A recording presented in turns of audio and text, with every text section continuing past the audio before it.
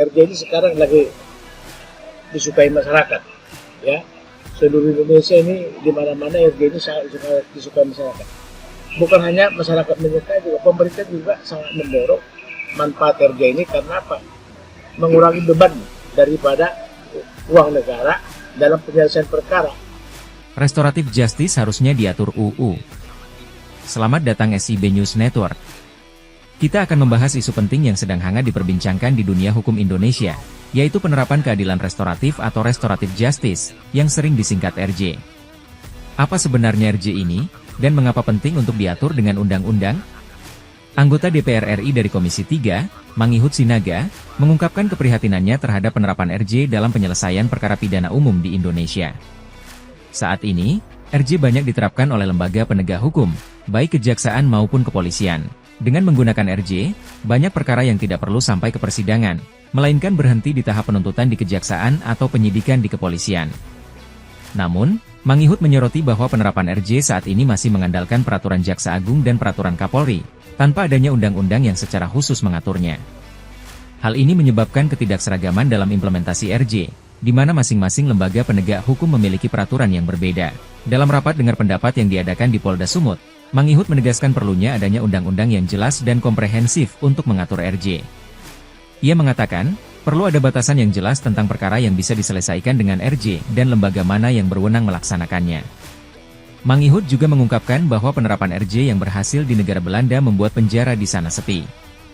Di Belanda, RJ telah menjadi bagian dari sistem hukum mereka yang memungkinkan penyelesaian perkara tanpa harus melalui jalur pengadilan. Di Indonesia, RJ diatur oleh berbagai peraturan yang berbeda, mulai dari Perja, Perkap, hingga Surat Edaran Mahkamah Agung.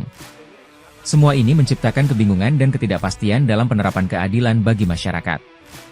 Lebih jauh lagi, Mangihut menekankan bahwa saat ini adalah waktu yang tepat untuk mendorong pembuatan Undang-Undang RJ, terutama karena RUU Kitab Undang-Undang Hukum Acara Pidana, KUHAP, sedang disusun. Dalam kerangka baru ini, perlu dicantumkan lembaga mana yang berwenang melaksanakan RJ, agar tidak terjadi tumpang tindih dan kebingungan. Dengan adanya undang-undang yang mengatur RJ, diharapkan masyarakat akan merasakan keadilan yang lebih, dan para penegak hukum dapat menjalankan tugas mereka dengan lebih tegas dan jelas. Mari kita dukung upaya ini demi terciptanya keadilan yang menyeluruh di Indonesia. Nah, persoalannya sekarang, di mana kekuatan hukumnya? Ya, di mana ya mengikat hukumnya ini kepada masyarakat? Karena ini mengatur suatu sendi-sendi kehidupan di dalam masyarakat, ya, mengatur ya, supaya tercipta keadilan. Nah, oleh karena itu, saya kira kalau memang ini kebutuhan, haruslah ini dibuat menjadi undang-undang. Ya, kalau ini menjadi undang-undang, ada keseragaman. Tidak ada lagi nanti diskriminasi dalam pelaksanaan kerja. Apa ini? Restorasi justice ini. Ya. Nah, kalau sudah dibuat di undang-undang, nanti dibuatlah batasannya. Syaratnya apa? Ya, ancaman hukuman misalkan kalau 4 tahun ke bawah boleh di-RJ-kan. Nah, kalau sudah itu kan semua berarti tak ada lagi diskriminasi, tak ada perbedaan. Sesuai dengan selera daripada selera Pak Polisi beda, Pak Jaksa beda, Pergub beda. Nanti ini kan ini bisa kacau balau. Nah, oleh karena itu, saya kira pada tepatnya sekarang, karena KUHP kita lagi disusun sekarang, karena KUHP kita sudah selesai, pelaksanaan nanti kan 2026 nanti akan datang, KUHP kan sudah berjalan. Nah, sekarang dalam penyusunan KUHP, maka sebaiknya ini juga diagendakan dimasukkan ini mengenai restoratif justice ini dibahas di KUHP supaya jelas. Nah, kembali tadi saya katakan, kalau di Belanda jaksa yang pelaksana RJ, tak ada yang lain-lain. Ya, diberikan kewenangan hanya kepada jaksa. Jadi nanti juga dijelaskan juga di situ di KUHP itu siapa pelaksana RJ ini supaya tidak berlomba-lomba.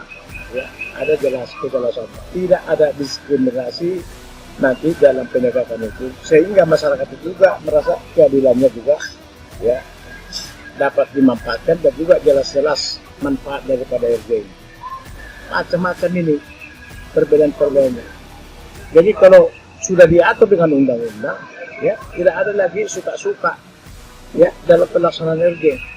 Boleh dong nanti kalau ya pembunuhan bisa dikerjakan, ya itu menurut siapa? Ya karena itu tadi nggak ada aturan, ya kan? Pencuri-pencuri sawit yang bolak-balik 5 kali juga bisa dikerjakan terus. Apa memang demikian? Maka harus diatur lah. Limitatifnya itu ancaman hukumannya berapa, syarat-syarat apa lagi yang secara jelas nanti dibuat daripada RJ ini. Jadi tidak ada lagi tumpang tindih, tidak ada lagi diskriminasi ketika melaksanakan RJ. Jadi masyarakat puas, tegas, dan para pelaksana undang-undang juga nanti juga ya bisa tegas juga memahami arti daripada RJ tersebut. Saya kira itu aja saya jelaskan juga. Di Jakarta pun sudah saya sampaikan ini, ya baik di kami di internal di Komisi 3, baik juga rapat-rapat juga kemarin di Komisi 3 di Jakarta. Ini kita suarakan. Saya kira demikian.